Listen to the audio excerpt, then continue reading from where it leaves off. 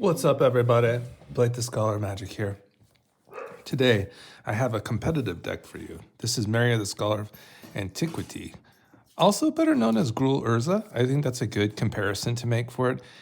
Think of like a slightly less powerful card. Like you get the access to red and green, which is interesting, and also a commander that's one less cost than Urza, so you can kind of get this out like at a faster rate, which is really nice about Meria. And then you can go ahead and get impulse draw off of it too. So not only can you tap these for mana, the non-token artifacts, you can also tap two of them down, and then you can exile the top card of your library, and you may play it till the end of turn. So that's the first tip I have to offer for you for Meria, is that typically you want to utilize your lands to an extent. You might want to balance it by like maybe keeping red open, like maybe a red land, because some of your artifacts or spells will have red in the casting cost. But otherwise you want to prioritize those lands to be used, and on some circumstances you're just going to tap all your artifacts down. Let's be honest, for some of the more expensive spells. But if you can, if you're running low on cards, utilize those lands first, and then you can go ahead and use your artifacts for impulse drawing and get into more cards and more gasoline. So basically, in this more competitive version of Meria, and then you'd see this like kind of these cards in more vintage kind of formats as well, is Stax. And Stax is basically originates from this particular card here, the smokestack. And this was part of like a way to kind of battle the more expensive decks back in the day, kind of drown your opponents, so to speak, in basically a lock card in which they'd basically have to sacrifice permanents, and you put more permanents on the battlefield so you can kind of keep up with the smokestack. What's also interesting about the smokestack is it's a may condition. You can put additional counters. It's not like you're forced to. So that's kind of an interesting fact about smokestack, is that you could just leave it at one. Like put on a suit counter on one, and then as it goes through your opponent's turn, they'll have to sacrifice a permanent. Or we could put two on, and kind of really try to, force our opponents into, kind of a really poor position where they're going to have to start sacrificing lands, which is a really big part of this deck. Basically, it's a war of attrition here, and we're saying that we're going to be able to put as many artifacts on the battlefield and permanents on the battlefield, and that we're going to be the ones that kind of are going to have the better of it. So cards that kind of assist in that as well. We have Winter Orb here as well, and this is this is kind of when Meria gets a little funky. So first of all, let's imagine a card like Howling Mine. Now that card will give you an extra card to everybody as long as it is untapped, right? So Meria, Meria can tap down artifacts freely that are non-token artifacts. So we can tap that Howling Mine down right when it comes on the battlefield and deny our opponent's cards. Well, while we untap, it will be untapped, and we are the ones to benefit from the cards. So we get the additional cards. So that's just another way to utilize Meria. Winter Orb is kind of the reverse, right? So basically, you want to leave this one untapped. And then till we get to your opponent's end step, the one prior to yours, then you're going to tap it down. And then when it goes to your upkeep, we're going to untap everything at once, so that we can untap everything at once, and then we're not affected by the orb. So that's a major card. If you can find the orb, obviously, you'll probably be feeling pretty good. I might also consider playing Gamble in this deck too. Like I was kind of like, and that's why I do these deck techs. I want to kind of like see maybe kind of what cards, how strong they are. And you can see the Winter Orb on 2 with a Meria is extremely strong. And that's kind of a very good win con for us in itself. So I definitely will consider that tutor at least. But other than that, the shell is pretty decent, and I'm pretty happy where it ended up. Okay, and here's a Static Orb. And similarly to the Winter Orb, this one is also pretty nasty too, because it's just permanents in general. So if Static Orb is untapped, players can't untap more than 2 permanents during their untap steps. So it's not just lands, it's permanents as well. So that's also just a very nice Stax piece for us. So those are kind of the highlights. And now we're just kind of getting to the pile of cards over here.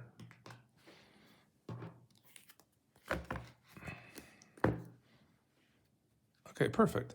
So this one is the Trinisphere. This one is a nice one too. It will just tax all your opponent's spells that cost less than 3. Of course, we won't able to cost, we'll have to pay 3 for our lower cost spells too. What's kind of nice about the Trinisphere is we can just, basically when we're ready to kind of like, combo off with the Trinis, we can basically tap this down and then our spells won't be taxed anymore. Of course, our opponents won't be either, but it's kind of like when we're ready, we can tax them, get that kind of tax at least on their turns. And then when we're ready, we can kind of let this thing go and see what happens. So yeah, that's a Trinisphere there. It probably goes pretty well with like, what would you say that card is? A Defense Grid. So that's another card to consider too, like if you really wanting to protect your combo, but I just like the nature of this deck in general. Like it's just kind of fast, so it might just be hard for opponents to keep up with us in general. So there's a Trinisphere. Blood Moon, of course, is just a really nice one for us because we can freely tap our artifacts for green. And even if our non-basics only tap for mountains, we still have access to both colors through our artifacts in Meria. So Blood Moon is a nice one for us. God Pharaoh's Statue, this is just a really nice Stax piece where if we can get like, for instance, a Goblin Welder kind of to get this from our graveyard at a cheap rate, all of a sudden then our opponent's spells cost 2 more to cast, and they also lose some life on their end step, so that's really nice too. For our end step, they each lose a life, so that's cool. Shards of Narsil, additionally, you also notice that a lot of these artifacts are colorless. You kind of want to do that because red artifacts are a little more tough for us because when we're playing from the top of our deck, for instance, with like Experimental Frenzy, or the Mystic Forge, it's just harder to have access to red mana. We're gonna have an abundance of green mana, so the colorless or generic mana is kind of our ballpark here. So the Shards of Narsil is nice too. It's just we believe like that we can get through this card. Like the tax isn't going to hurt us as much. We're gonna have access to a lot of mana. So the Thorn will just kind of be a global effect, and that's kind of what we're kind of working on in the Commander system, right? That we're kind of basically making it harder for everybody else and getting value that way. Okay, so here's the Lodestone Golem. Not artifact spells cost 1 more to cast. So once again, just like a global effect. And we're gonna have lots of artifacts, so it won't hurt us as bad.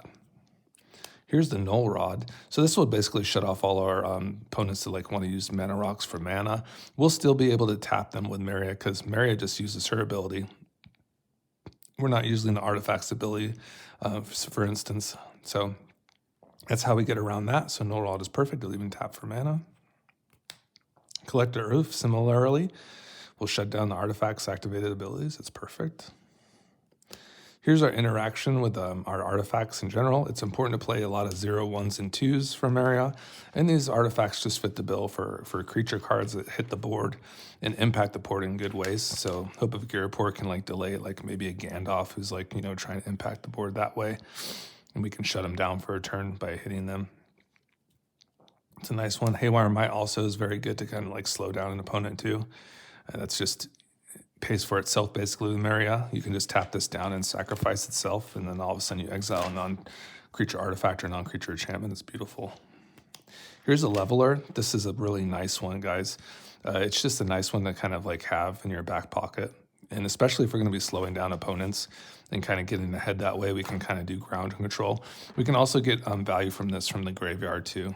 So it's just a really nice artifact, and we'll have a lot of cost reducers, so we're not too sad about the Leveler. Red Elemental Blast, this is the protection from blue.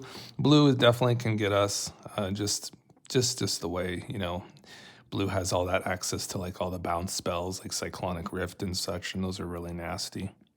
So we can also stop some combos too, for instance, with the Red Elemental Blast, so that's a nice one. Here's a Pyroblast as well.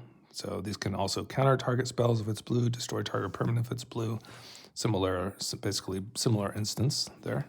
Then we have Stump Stomp. I was really like this one so far, guys. I don't know if you've tested it out at all, but this one's a really sneaky one, and it can kind of like get rid of a commander in the early game and kind of get us ahead in that manner. Just like a nice little single target spell that can be a land. Same with the Bridgeworks Battle. So just nice ones. Shadow Skull Smashing for a little interaction. Deflecting SWAT to kind of get in there with when we have Meria on the battlefield, and we can have a nice little out there for, changing the target of a spell. That'd be very nice for us, of course. Here's our primary win con is Aetherflux Reservoir. And basically we can, we can get this one. There's, other than just drawing it, of course, you can also get it out of the graveyard. We're going to have ways to like mimic that and get this thing out of the graveyard and, kind of get value from it that way. So not only through drawing it, but yeah, I do think like perhaps a gamble would actually fit us pretty well for this deck. So I will have to find a spot. Maybe you can help me. But Aetherflux Reservoir is basically you want to storm off. You want to play an abundance of spells. There's basically some really nasty combos in here that basically are only afforded in this kind of format. Basically, I'll go through the crux of it, but basically you can take like a Sensei's Divining Top and cast it over and over again by, putting it at the top of your deck and then playing it freely from the top with an Experimental Frenzy or a Mystic Forge with an Artifact Reducer. And then you can play it over and over again and just basically generate as much life as you'd like. And then you can go ahead and pay that 50 life. Usually, because you're stacking the spells, you get an additional life each time you cast it. So, do it like 30 times, and then all of a sudden, then you've gained like, over 200 life, and then you can just finish off your opponents that way. Altar of Brood, similarly, would be like another way if we didn't have. For instance, Aetherflux Reservoir, the Altar of the Brood will also similarly meet that criteria for milling your opponents out because the permanent keeps entering and exiting. So that's kind of another way to kind of get into that kind of combo, you would say. So that's a cool interaction as well. Also, Mesmeric Orb kind of helps this one out too, because everybody will be milling cards at once. So that's kind of an interesting one for us, at least. Same thing with Reckless Fireweaver. That's also just one that you can imagine the Sensei's Divining Top going in and out. You just have to do that a couple times, right? At least you'd have to simulate that combo, and then you would basically reach your criteria for damage. So those are the ways to kind of go about that. There's the card, aforementioned card. So that one you can go ahead and draw a card and then put this back on the top of your library. And of course, like I said, with the cards such as Experimental Frenzy and Mystic Forge, you can just keep doing it over and over again with an Artifact Reducer, such as so there's the Mystic Forge, play at the top card of your library anytime. Let me just go ahead and get these guys here so you can see the reducers. I have lots of them.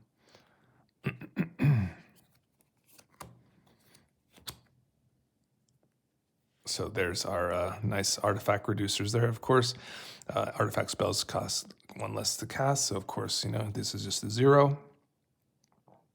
And then of course, we just need a way to play it from the top. So there's artifact spells you cost 1 less to cast. That's nice. The Foundry Inspector. These are all colorless artifacts. Drawer's Familiar. This one will reduce not only artifacts, but your sagas and your legendaries by 1. So that's a cool card. They just all meet the criteria for doing the thing. You would say, Ugin the Ineffable makes your colorless spells 2 less to cast. Here's another sneaky one, Immortal Sun. Spells you cost 1 less to cast. That one will give you an additional card too. Nice little Stax piece there as well. And here's the cards that kind of glue everything together. Like Mystic Forge, so you may look at the top card of your library anytime. You may cast the top card of your library if it's an artifact or a colorless non-land card.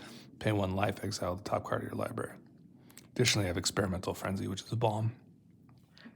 You may look at the top of your card library anytime. You may play the top card of your library.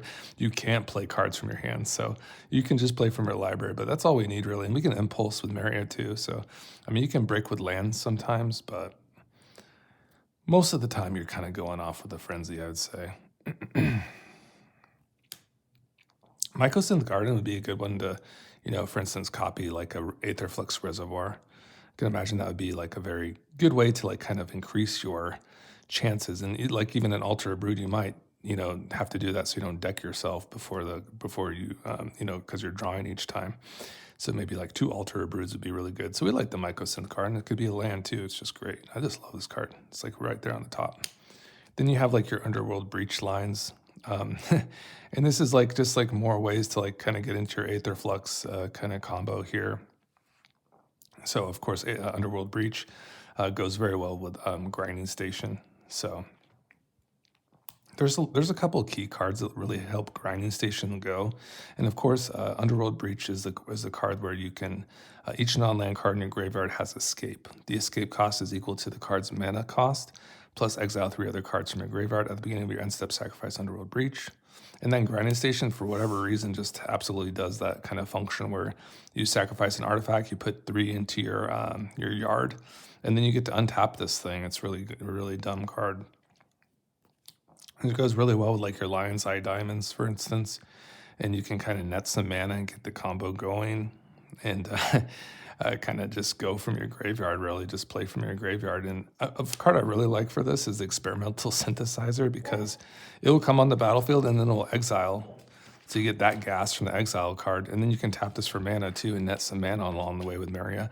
You can go ahead, sacrifice it for a Grinding Station, and just continue. You can find your combo pretty well. And you just keep on casting it over and over again, right? So there's Mesmeric Orb. So it gets your storm count up, of course, for their Aether Flux Reservoir. Mesmeric Orb, there you go. Boom shakalaka. That's just a major card for us. It's going to like make the graveyards really juicy for everybody. But hopefully with all our stack pieces, it will kind of benefit us more. Of course, during your untap step, you will mill a card for each card that was tapped. Whenever a permanent becomes untapped, that permanent's controller puts a top card of his or her library into his or her graveyard. So you can imagine, turn 5, you have all your lands tapped and all your artifacts tapped, and then you're untapping like eight permanents. So you're just sinking in 8 cards into your graveyard. What's really great of this card is like Ox of Agonis. It's just like instant gasoline. This is like probably like one of the better graveyard payoffs in my opinion. For this kind of action when you're getting your orb going. There's just nothing like an Ox. It's just like instant card advantage. You get a body onto the field. It's a low escape cost. It's like just no problem. Additionally, like these are just the value you get from putting all these cards in your graveyard. Phyrexian Dragon Engine also just amazing card from your graveyard. Really good for like your Goblin Engineer, for instance. Your Goblin Welders of the world too. It just has to enter from the graveyard and you draw those 3. You discard your hand and draw 3. So great graveyard card, really great. Scrapwork Mutt. All these colorless cards are just beautiful. They just kind of do everything that you want to. They get value from the yard to keep your combos going and get you extra value. Dragon Rage Channeler to put things into our graveyard freely. This along with the Saren's Steelseeker is just amazing because they can just kind of filter out our graveyard, our library, and we can keep our combo going, keep our value train going. Whew, there is the Saren's Steelseeker, and this card is an absolute mega bomb with Meria. It's just everything you want. You can just put those lands in your hand, put stuff into your graveyard. You can it's just great. Put the other permanents in your graveyard, keep that train going, build your graveyard up, select, lots of selection there. Wheel of Misfortune.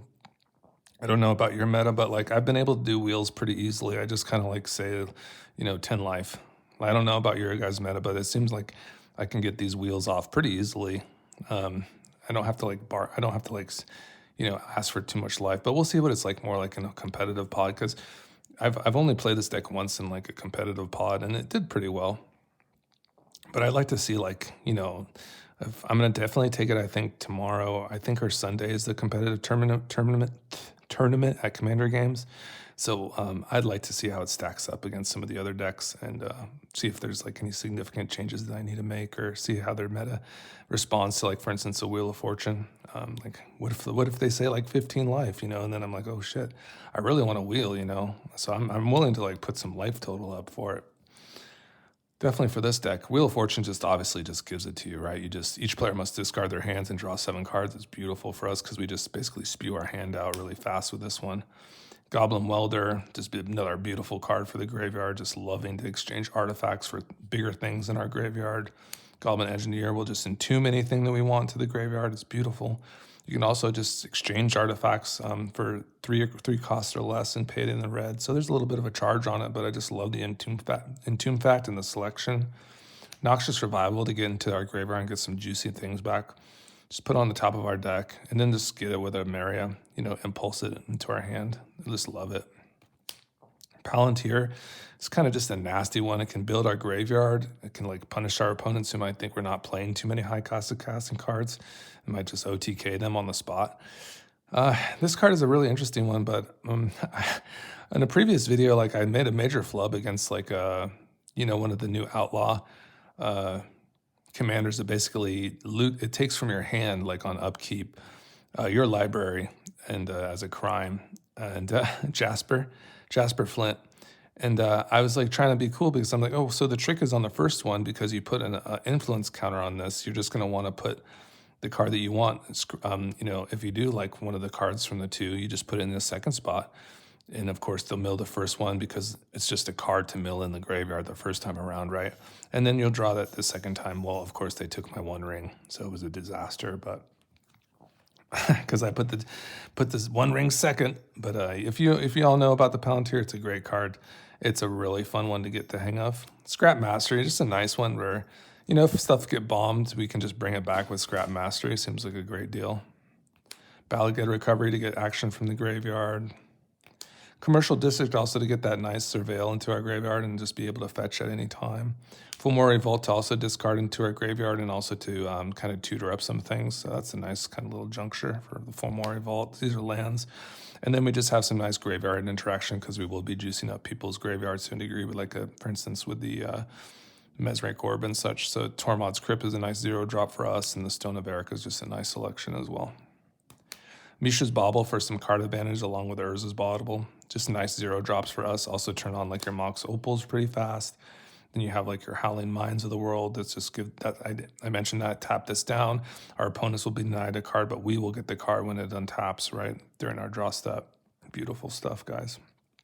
What an amazing commander Meria is. Here's the one ring for just nice cards advantage. You got Sylvan Library for some cards. Jessica's Will. That's just a really good bomb. You can just imagine this into like a noxious revival, and you're just kind of, spewing off. You're just kind of getting a lot of value from it. So we just love that card. Just great advantage for us. Great henge.